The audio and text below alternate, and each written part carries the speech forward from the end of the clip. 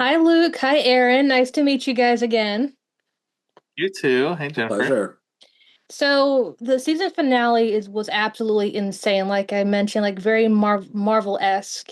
How did Oh, you wow. guys reach that finale, that season finale? I don't even Um, know. We just finished it a week ago. I don't even know, it feels wait. so surreal. Sorry, go ahead, Luke, you were saying. Oh, no, no. Finish your thought for sure. I mean, I think, look, we knew that there were a couple central questions, right? Which is like what caused Revival Day and who murdered him. And in the comic, a lot of that gets tied together in a very neat bow, and we wanted to kind of blow that up and twist it around and tie it in different knots. And so we are solving, in effect, who murdered M, as promised. We're giving that answer, and you know that, and you're understanding that mystery. And even though M's death directly related to Revival Day, there's still more to why and how. And there's like a whole ritual that Lester's doing, and he's got this pentagram type thing on his chest, and and he's got this mask, and like, why are all these things here, and what does all this mean? And there's a lot more to unearth. And then also, why is M different, right? There's something about her that's different. And so all of that, was a lot to try to, we decided let's just focus on solving this murder and then teasing to this bigger world and what's going on. And it was from the start. We had a structure that we kind of knew where the suspects were going to go. And at one point, I think I was actually looking at our Miro board recently, and at one point we did reveal that Lester was the killer at the end of episode 9, and then all 10 Oh, was right. with Lester. But then it just didn't feel.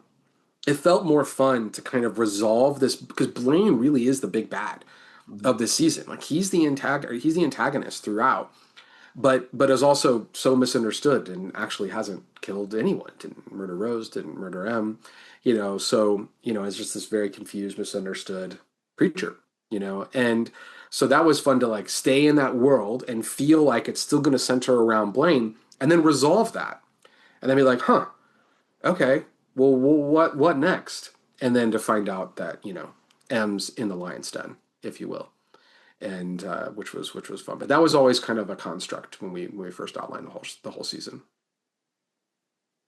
And it was definitely if that very, makes sense. it does. It was very twisty because a lot of red herrings, like, wait a second, was it Blaine, was it Lester? And then the big reveal at the very end on a little cliffhanger.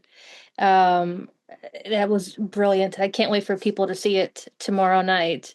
Um, With Yeah, Nithya, you mean, at the end? the with pullback. Nithya, yeah.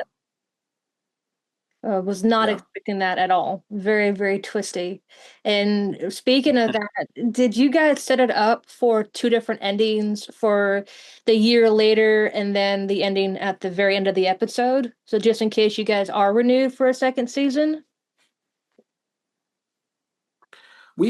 I mean, there was always a plan to parallel the pilot, Mhm. right? To do the 35 days, because the pilot starts, this crazy thing happens, then 35 days later, we have this aftermath. And if you go back and watch the pilot and watch episode 10, I mean, there's like the same shots and movements and references. There's a lot that's really happening there. So it was always meant to parallel that and to jump ahead again as kind of a plot device, and bookend the season. But no, I mean we know there's a lot more going on behind the scenes that have actually been set up in season 1 that people don't even realize have been set up for a season 2 and beyond. So this was kind of the structure, that was going to be there, I believe. And but at the same time, we wanted to be able to at least say we solved, if for some reason sci-fi's gone and there's no channel and the show, for whatever reason, can never be made a future season, we wanted to be able to at least solve the central mystery of season 1, which is who murdered them, and focus on that. But obviously, we're alluding to so much more behind the scenes.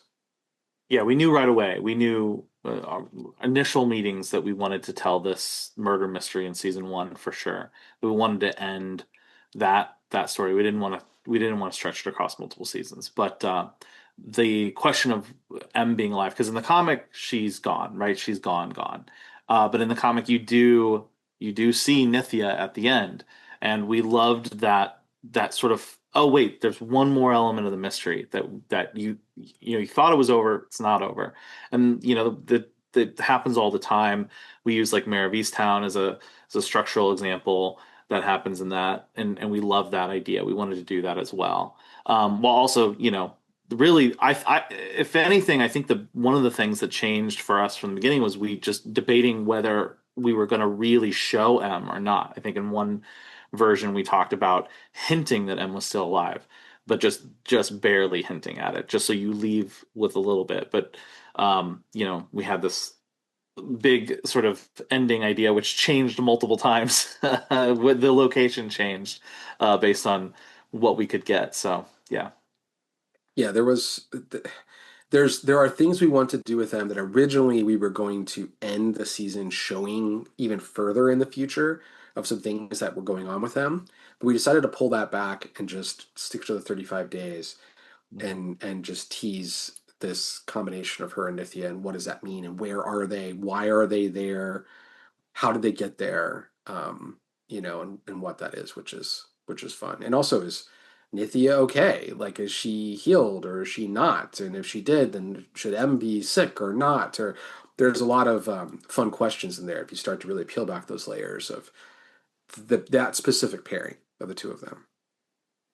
And just to wrap things up, like I said, congratulations on this amazing season. You guys, like I said, you've nailed it out of the park. You've slammed it out of the park, and I really hope you get a second season and many more seasons to come.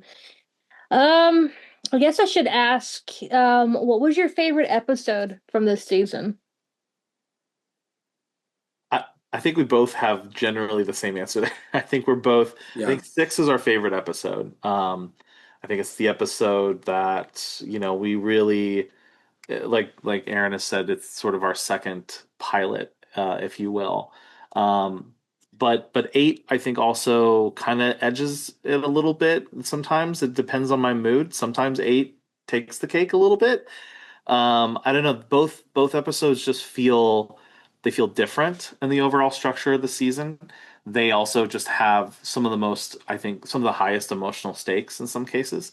And I just love what we were able to do. Both episodes were episodes that we were told we couldn't do. They were just constantly whittling down what they could be. Eight, for instance, changed three times, just completely different. I mean, the versions of eight that exist out there in outline form are interesting. Hmm. So Yeah. that we were able to do that and we were able to do it successfully. Well, I feel as successfully. I think it's something that we're both very proud of and gravitate towards those two episodes for sure. Yeah, yeah. Whenever you accomplish the thing that people tell you can't be accomplished, that might just automatically give you a little extra juice, Mhm. just some fond memories of what that is.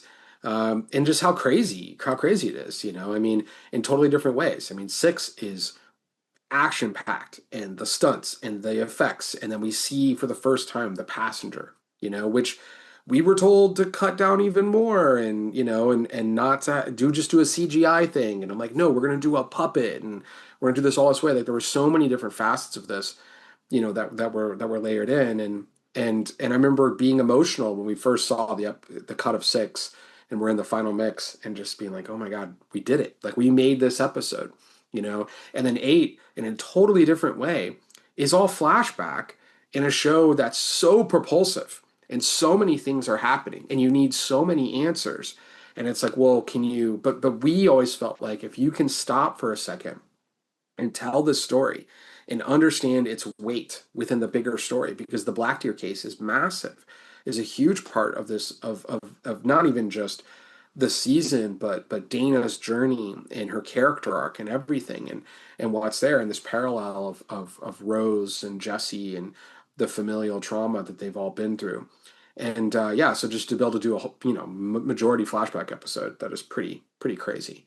So yeah, those are two favorites, and then 10 also has a special place in my heart now. Like it was when you get to there's a couple montages in 10 in particular that make me cry every time, and I've seen them 100 times. And there's just something really special about earning those moments. And I think one of my favorite scenes in the entire show is them in the car in episode one, and they're talking, and they're two sisters who have been separated. They're trying to come back together, and like, let's go on an adventure together. And then M there sacrificing herself and saying, we finally got to go on that adventure together. And those buttons is just one of my favorite things that we've done and created in the show. And I think it doesn't work unless you have the actors and the story and everything before that to kind of feel that emotional arc. So that when you watch those flashes as she's dying in that moment, and again, what is happening to Em in that moment, we're not saying exactly because it's more than it might appear. I will say, but what's happening in that moment, and seeing those flashes and feeling like, wow, I've earned this relationship, and the journey. And in some ways, it's like me telling Luke, it's like we went on that adventure, dude. We did this, and so it's a very Don't make cathartic, me cry now. beautiful, Jesus. beautiful place to be when that happens. Well, Luke and Aaron, thank you again. I'll let you guys go, and good luck on getting renewed, and we'll see you guys tomorrow night. Yeah, thank you Thank for you. all your support. We've just really appreciated all the kind words and stuff that you've put out there. Oh, my pleasure.